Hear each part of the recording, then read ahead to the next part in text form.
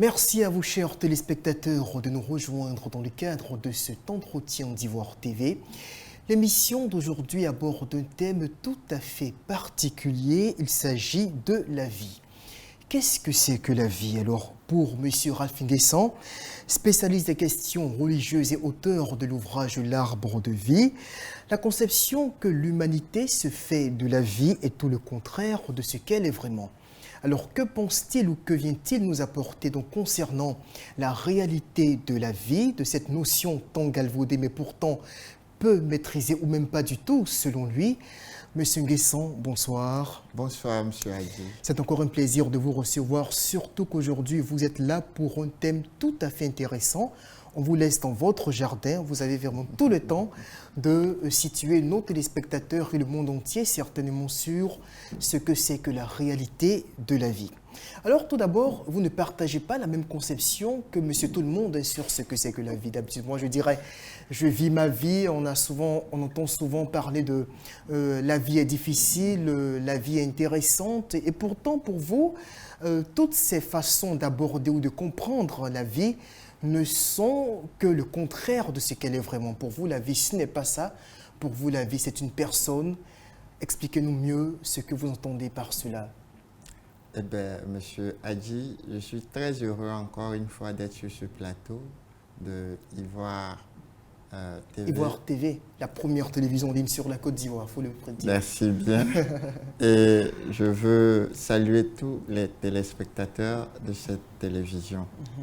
C'est vraiment pour moi un grand plaisir d'être sur ce plateau aujourd'hui pour aborder ce thème qui est très pointu.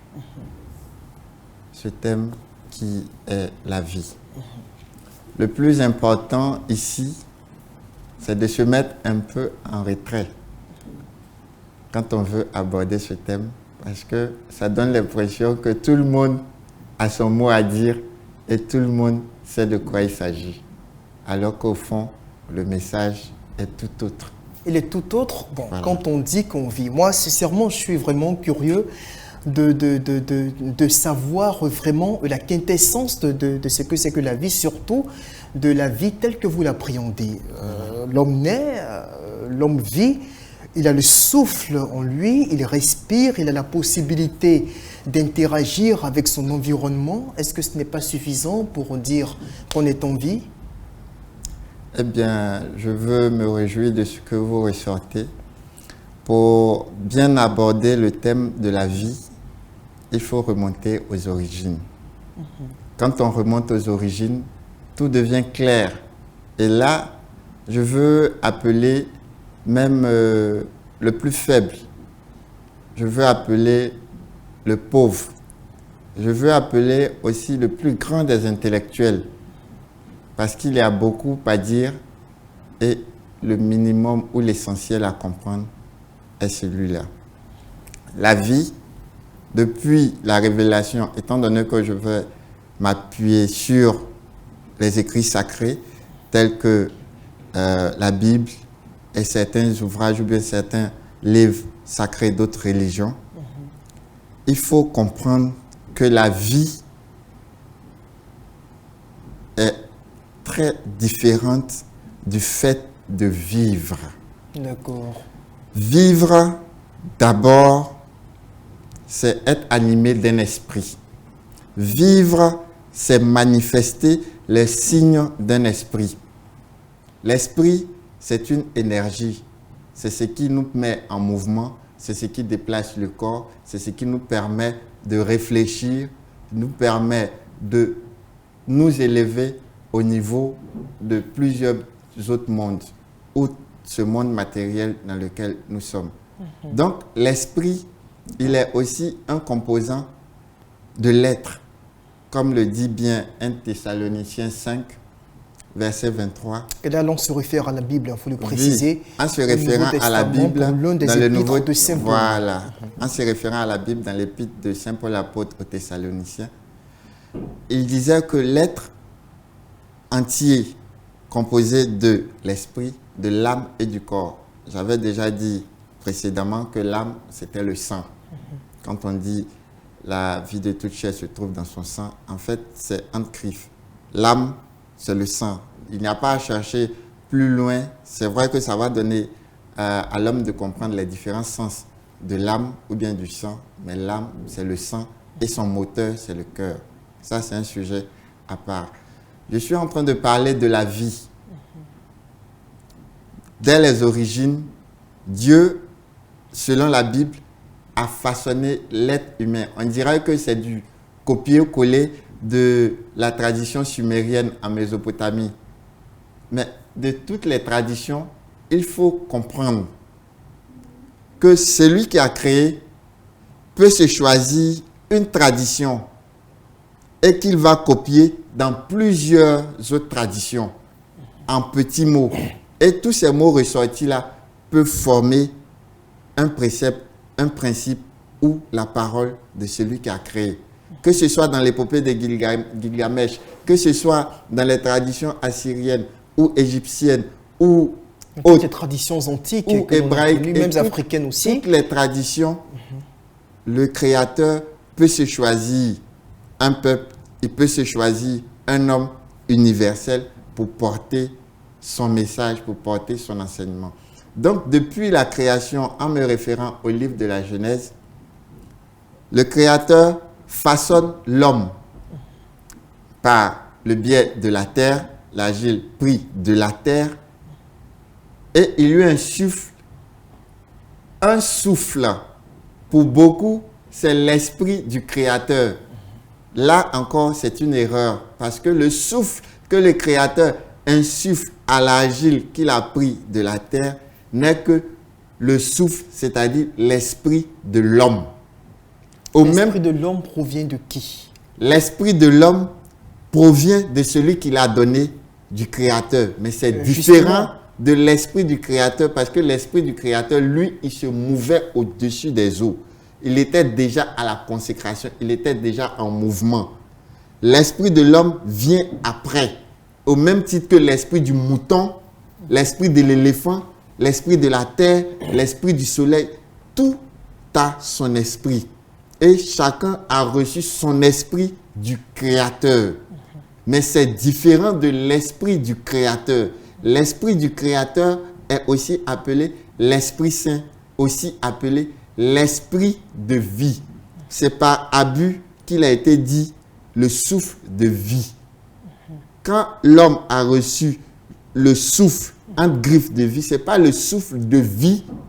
Cette traduction-là n'est pas le souffle de vie, mais un souffle vivifiant ou vivificateur. D'accord, donc là déjà vous notez un défaut dans la traduction initiale de la Bible telle qu'elle nous a été présentée aujourd'hui. Telle que les choses sont présentées, beaucoup iraient comprendre. C'est facile de dire que la Bible est un plagiat des traditions mésopotamiennes, parce qu'il y a été introduit dans la Bible beaucoup de parties. Ça dépend aussi de l'origine des textes. Hein. Il faut dire que les textes bibliques sont très anciens également. Dans la traduction de ce passage-là, il faut comprendre que l'homme ayant été façonné, il a sur lui la marque du Créateur, façonné par le Créateur, dans ce que le Créateur est, et il a façonné l'homme selon son image et selon sa ressemblance.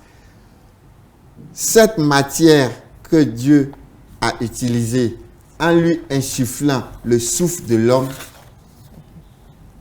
vient montrer que le souffle de l'homme est différent du souffle du Créateur.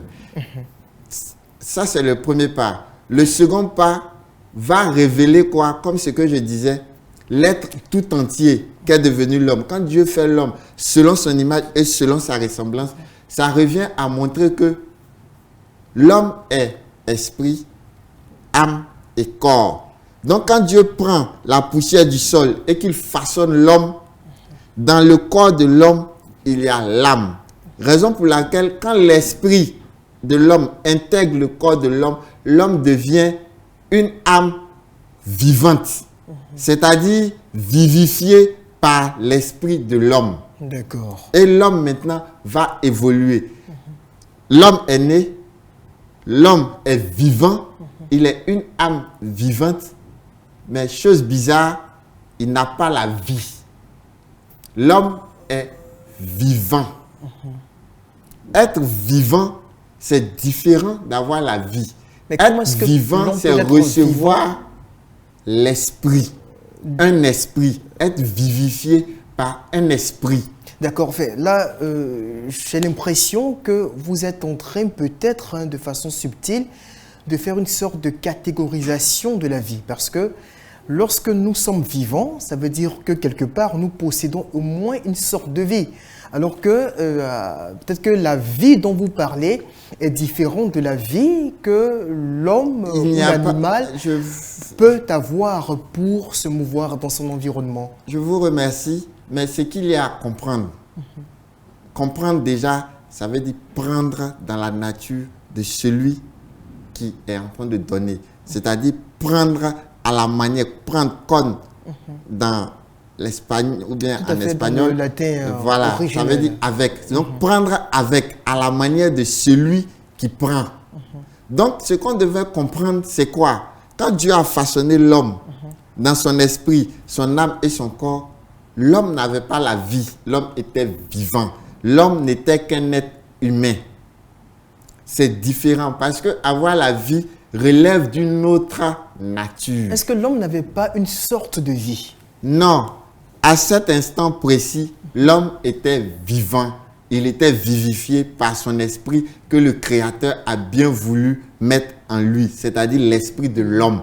Au même titre que le moustique a son esprit qui est l'esprit du moustique, au même titre que la girafe a son esprit, on va dire l'esprit de la girafe. Et à chaque être doté d'un corps, d'une âme et d'un esprit, le Créateur a donné son esprit. Le son possessif ici n'est pas le son du Créateur, mais le son qui s'applique à celui qui reçoit. C'est-à-dire l'esprit tant de l'homme, de la girafe, du lion. Et qui relève donc de la nature de l'être créé. De la créature. D'accord. Donc à chaque créature, le Créateur a donné l'esprit de la créature. Et l'homme va évoluer. L'homme va croître dans l'environnement dans lequel il va être positionné. Et cet environnement-là est, dans un premier pas, le jardin. Quand on parle du paradis, le jardin d'Éden. L'homme évolue et l'homme arrive au niveau de l'arbre de la connaissance de ce qui est bon ou mauvais. Pour rappel, l'homme a été créé comme bon et même très bon. Disons parfait. Parfait. Donc, quand certains vont dire que la perfection n'est pas de ce monde, c'est aussi une erreur. Parce que quand le Créateur créait l'homme, il a fait très bon. C'est-à-dire au sommet du bon. Donc l'homme était incapable de produire toute œuvre mauvaise. Ce n'est pas que l'homme était incapable de produire toute œuvre mauvaise. Il avait déjà dans son environnement le bon. Il était dans le bon et il n'était pas encore ouvert au mauvais. C'est aussi un environnement. Donc, tous ceux qui sont dans une situation défaitiste, ce n'est pas encore le moment d'être défaitiste. Ou fataliste. Ou fataliste, c'est de voir d'abord qui vous êtes et où vous partez et quel est l'esprit qui vous anime. C'est cela que vous devez détecter avant d'employer le terme vie. Le terme vie n'est pas le fait pour vous de vivre. Laissez ce terme-là de côté et suivez simplement ce qui est en train d'être dit. Quand le Créateur a fait l'homme, il a doté l'homme de l'esprit de l'homme. L'homme est devenu vivant. L'homme n'avait pas la vie. Ce qu'il faut comprendre maintenant, c'est l'évolution de l'homme. L'homme a marché, mais il n'était pas la seule créature dans la création ou l'environnement où il se trouvait. Il y avait aussi le serpent. Et le serpent est aussi... Le serpent, entité animale ou entité spirituelle? Le serpent, dans le contexte où il est, comme il a toujours été appelé, il a été appelé serpent. Qu'il soit antique, qu'il soit dragon, qu'il soit le menteur, qu'il soit... C'est un esprit. Le diable ou le malin. Donc, c'est une entité spirituelle. Le serpent n'a pas de corps matériel physique sur la terre. Il n'a pas été doté de corps physique. C'est un corps céleste, je peux dire. Le serpent, céleste. dans une acception spirituelle, je veux dire qu'on peut distinguer, selon vos termes, hein, du serpent naturel qu'on a dans nos jardins ici. Ça, ce n'est qu'une réplique. D'accord. C'est tout. Mais le serpent du jardin ressemble au serpent qu'on a ici. Mais il est le maître qui a été posté au niveau de l'arbre de la connaissance du bien et du mal. Comme Gilgamesh aime le soulever dans les écrits mésopotamiens. Mais moi, je me réfère aux écrits. Pour ceux qui veulent réécrire la Bible, ici, je vais lancer un appel. Il n'est pas question de réécrire la Bible parce que ce n'est pas la parole d'un homme. Et pourtant, ce sont des hommes qui l'ont mis Dieu sous scellé. C'est poussé par l'esprit que les hommes ont parlé de la part de Dieu, de la part du Créateur. Donc, dans le même temps, ce sont des faits qu'on raconte dans la Bible. Si ce sont des faits qu'on raconte dans la Bible, c'est que ça a eu lieu. Peu importe, même si c'est une légende. Et une erreur, ce serait de dire une histoire. Si c'est une histoire qu'on raconte, là encore c'est grave parce que l'histoire, c'est l'étude des faits passés. Donc ça a eu lieu, ça s'est produit et l'homme ne dérive pas ou ne sort pas du hasard. Ce que je suis en train de dire maintenant, dans cette nature d'écrivain que j'épouse, c'est de comprendre et d'amener à comprendre que les faits sont ordonnés dans le programme du Créateur. Et l'homme est une créature, bien qu'il soit doté de toutes sortes d'intelligence. Mais cette intelligence-là découle de ce que le Créateur a bien voulu donner à l'homme et de ce que l'homme a acquis à travers l'arbre de la connaissance du bien et du mal et de son grand maître, le serpent. Le serpent était au pied de l'arbre de la connaissance du bien et du mal comme le gardien. Et dans la création, le serpent devait aider l'homme à accomplir le plan que le Créateur s'est donné. Alors là, dans le jardin d'Éden, nous avons deux types d'arbres qui sont nommément cités. L'arbre de la connaissance du bien et du mal que vous venez justement d'évoquer et de l'autre côté, certainement, enfin, on n'y est pas pour le situer géographiquement, mais à une certaine distance de là, l'arbre de vie. Oui. L'arbre de vie qui... Oui. Ok. L'arbre de vie qui ne sera jamais atteint par l'homme finalement. Bien. Ce qu'il faut ressortir, c'est quoi? C'est l'évolution de l'homme. Et il faut comprendre ce précepte-là. Peu importe le livre sacré que vous allez aborder, vous allez comprendre, c'est-à-dire prendre avec vous le message qui sera dit maintenant. Quand le Créateur a créé, il est dit qu'il a vu que c'était bon. Tout ce qu'il a créé, l'on a vu que c'était bon, et il bénit. Le bon est logé dans l'arbre de la connaissance de ce qui est bon et ce qui est mauvais. C'est un arbre, c'est une connaissance.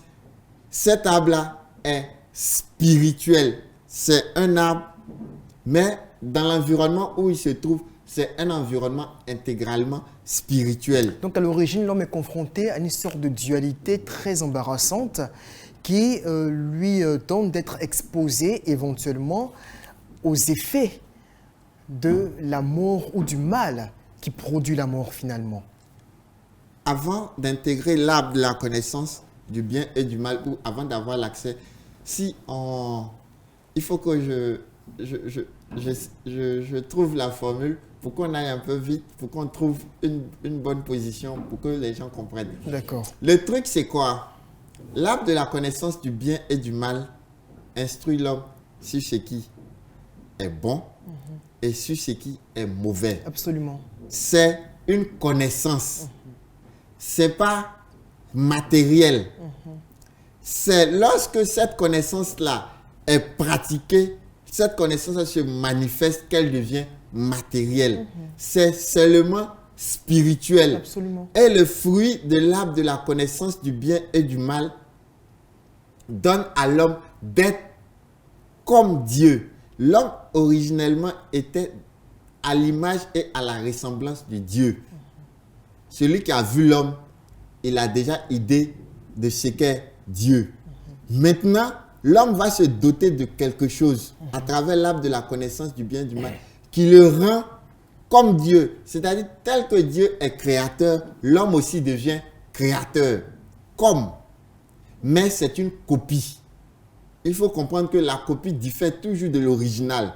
Le truc, c'est de comprendre par quel esprit l'homme a marché pour connaître la connaissance du bien et du mal. C'est-à-dire pour naître dans la nature du bien et du mal.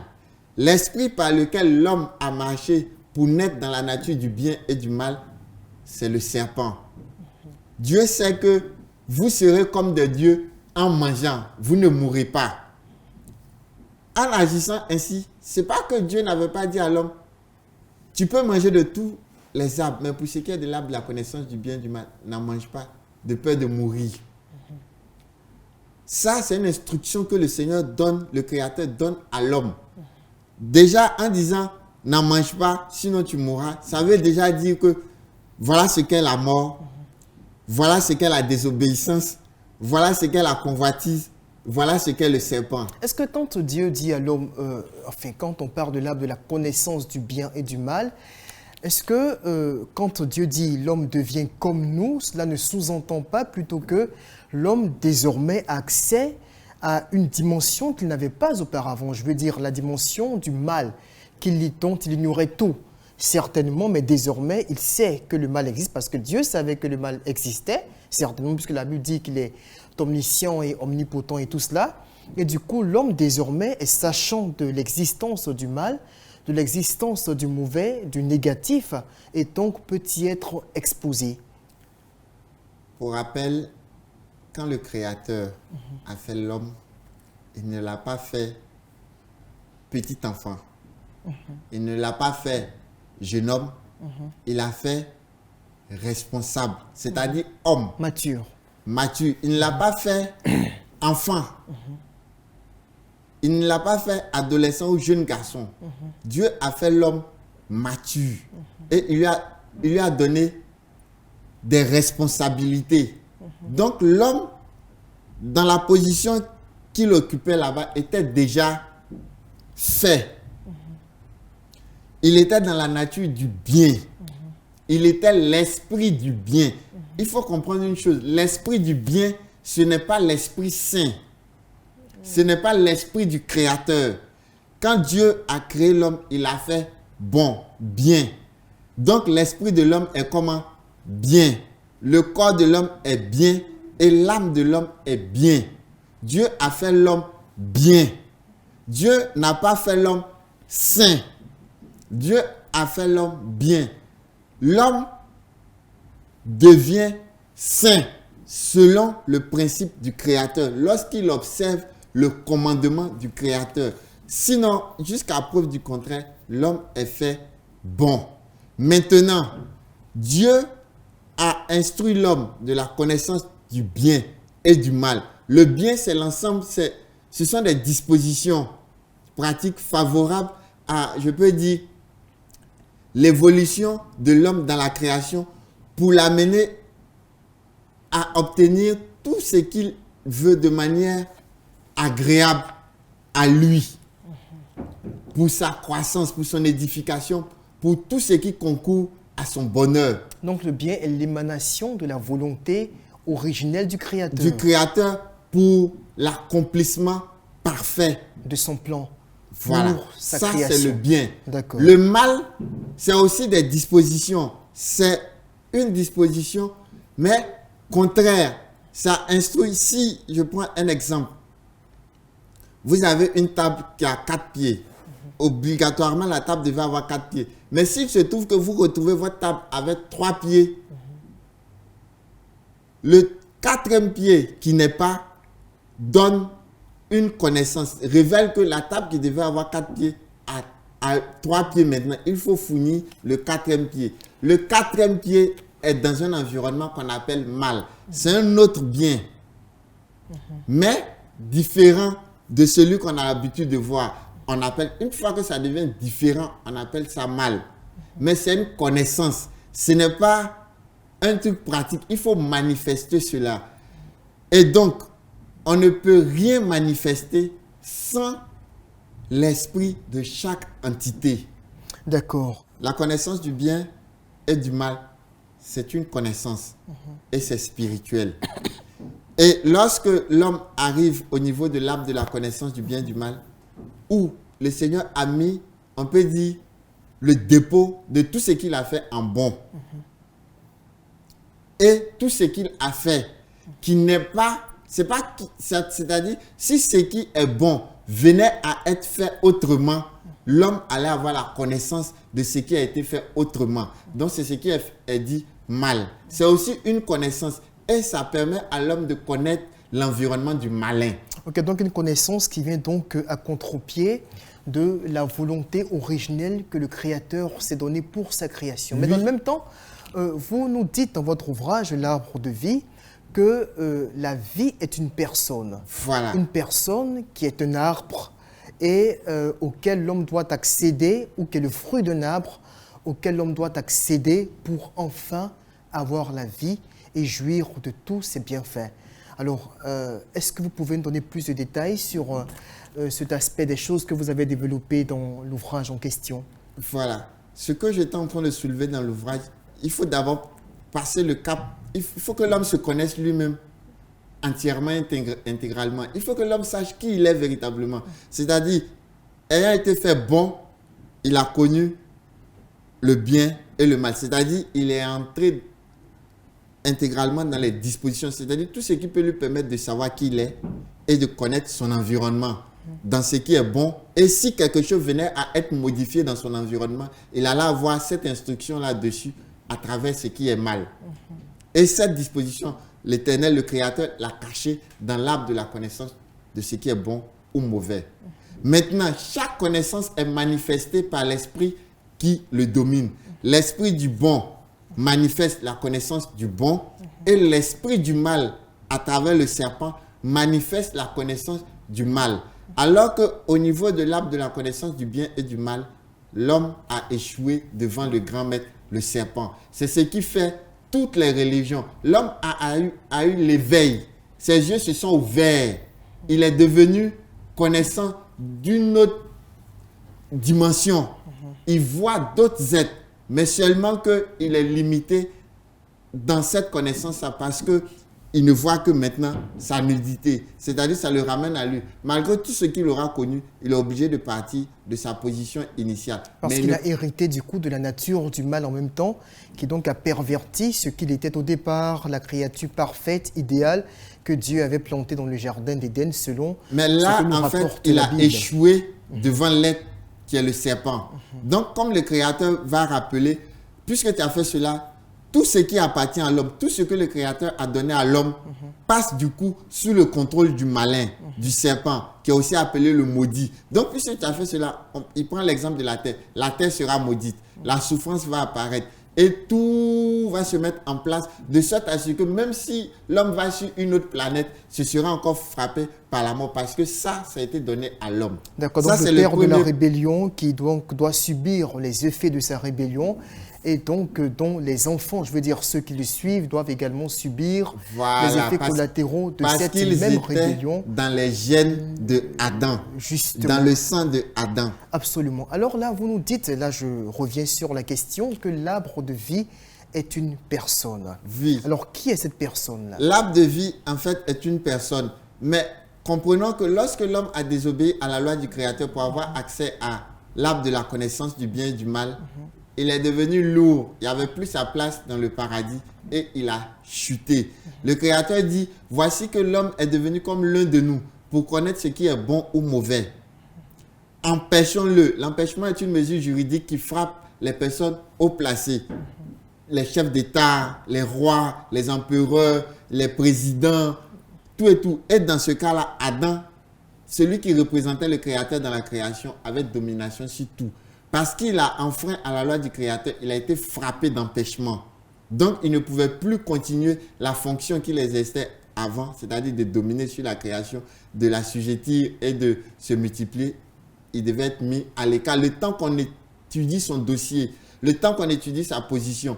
Et en même temps, puisque l'ange que le serpent était au pied de l'arbre de la connaissance du bien et du mal, a poussé l'homme à désobéir, et le serpent et l'homme vont être chassés du jardin. Alors, donc une sanction tombe sur l'homme pour dire il ne doit pas avoir accès à l'arbre de vie. Parce qu'il a suivi donc la voie de la rébellion. Il doit en payer les conséquences jusqu'à ce qu'il soit éventuellement trouvé digne. C'est-à-dire que le Créateur le met à part en quarantaine, une sorte de quarantaine. Puisqu'il est atteint, il est corrompu. Ils vont étudier son dossier, ils vont analyser son cas, le temps de le traiter, de le soigner. Alors quel est le lien assez rapidement entre le Créateur et l'arbre de vie? Le Créateur et l'arbre de vie, l'environnement où se trouve l'arbre de vie est l'environnement du Créateur. D'accord. Donc ce qu'il faut comprendre, c'est quoi? Comme le Créateur a dit, empêchons-le de prendre aussi de l'arbre de vie, d'en manger et de vivre éternellement. Ce qui nous permet déjà de comprendre quel est le plan de l'arbre de vie. Parce que le plan de l'arbre de vie, on dit, empêchons-le de prendre de l'arbre de vie, d'en manger et de vivre éternellement. Genèse chapitre 3, verset 22. Empêchons-le de prendre de l'arbre de vie, d'en manger et de vivre éternellement. Celui qui mange de l'arbre de vie, qu'est-ce qu'il fait? Il vit éternellement. Vivre éternellement, ce n'est pas vivre sans fin, c'est-à-dire être animé de l'esprit de l'éternel, manifester les signes de l'éternel. Celui qui mange de l'arbre de vie manifeste les signes de l'éternel. Il vit à la manière de l'éternel, c'est-à-dire qu'il a l'esprit de l'éternel. Parce que, comme le Christ l'a dit, c'est l'esprit qui vivifie. La chair ne sert de rien. Les paroles que je vous ai dites sont esprit et vie. Jean 6, 63. Pour dire quoi?